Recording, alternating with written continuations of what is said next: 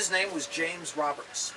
And Mr. Roberts was born in Wales, and in 1873, at the age of 23, he emigrated to the United States. And like most of his countrymen, he was a miner. And he went all over the West, and he got a job mining anything. Copper, silver, gold, whatever was available. He finally landed here in Cripple Creek. He got a job in a mine, and he lived at a boarding house on 309 Hayden Street with 14 other people.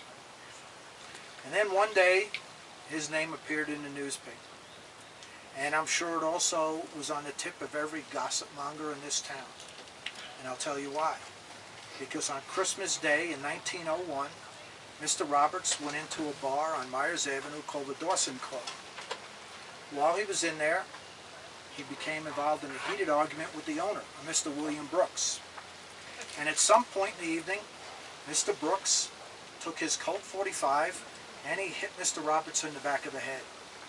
Mr. Roberts, falling to the floor, struck his head yet again on a potbelly stove. Now he laid there for hours until somebody thought maybe it's a good idea to call the doc. When the doctor got there, Mr. Roberts was dead. And Mr. Brooks needed a lawyer. I took that case. Ladies and gentlemen of the jury, you heard a fanciful tale from the prosecution. I'll admit some of the facts he gave you were true, but I'm going to tell you our version, and I think it might color your judgment a little bit, and you will find my client not guilty. Now, Mr. Roberts was a 51-year-old disgruntled man. He came to this country seeking fame and fortune and spent his entire adult life in a hole in the ground, cold, damp.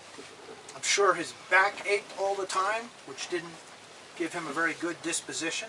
So on Christmas Day, he did come into my client's bar to celebrate the holidays.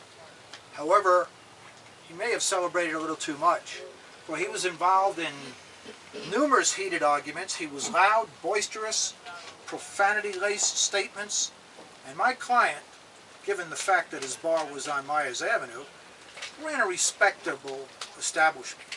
So at one point during the evening, in order to quiet the victim down, he stepped from behind the bar, he drew his Colt .45 Peacemaker, and he tapped Mr. Roberts on the top of the head. Now, Mr. Roberts, being inebriated, fall to fail in a straight line, hit his head on the stove, and, well, you know the rest. But that's not the end of the story, because I had the coroner, a good friend of mine, actually remove Mr. Roberts' head. Now, I am going to pass this around to the jury, but first I would like to point out how thin the back of his skull is. As thin as an eggshell. Now, you good people would have been tapped on the back of the head, the same as the victim. You'd have a headache, might be a little angry, but you wouldn't be dead. No, if my client wanted to kill somebody, he had a gun in his hand, he could have just shot him. This was a terrible, terrible accident. But it was an accident that was partially the fault of the victim. Well, now that you heard that story, members of the jury find my client Not guilty. not guilty, exactly. And he was found not guilty.